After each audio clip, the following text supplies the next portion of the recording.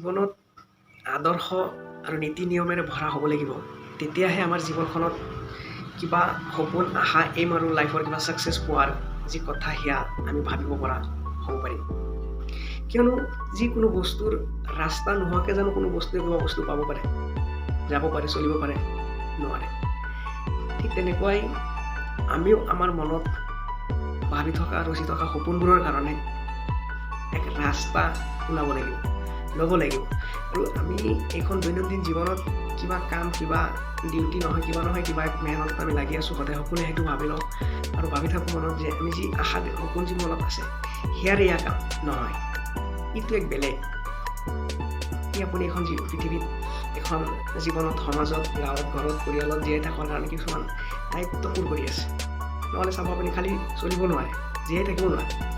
সেয়া আপোনাৰ সপোনৰ কাম নহয়। সপোনৰ যি আপোনাৰ মনৰ যি দেখি থোৱা, ভাবি থোৱা সপোন আছে, তাৰ কাৰণে বেলেগ এক ৰাস্তা, বেলেগ এক কাম আছে, যি আমি এই আমাৰ দৈনন্দিন জীৱনত যি কৰি থকা যি কাম, ডিউটি যি আছিলে সেয়াৰ লগতে আমি মিলাই সেইটোক এড কৰিব লাগিব। আমি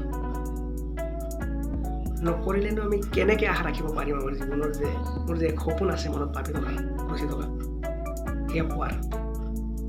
কেতিয়াও ভাবিব নোৱাৰোঁ। কিয়নো কিবা বস্তু পাব গ'লে ইয়াৰ এক ৰাস্তা ল'ব লাগিব আমি, নহ'লে কেতিয়াও ফ্ৰীতে নহয়। সেইটো আমি সকলোৱে ভালকৈ জানো। সেইকাৰণে আমি ভাবি থকা, মনত ৰচি থকা সপোনৰ কাৰণে নতুনকৈ কিবা আদৰ্শ, ঠিক তেনেকৈ আমি আমাৰ জীৱনখনক আদৰ্শৰে ভৰিব লাগিব, নীতি নিয়ম চলাব লাগিব, মানিব লাগিব। এইবোৰ আমি যিমান জীৱনত কৰিব, ল'ব পাৰিম, তেতিয়াহে আমি আমাৰ আশাৰ সিমানখিনি, সপোনৰ সিমানখিনি আশা মনত ল'ব পাৰিম। ইয়াৰ বাহিৰে বেকাৰ আমি মাত্ৰ মনতহে ঘূৰাই থাকিব লাগিব।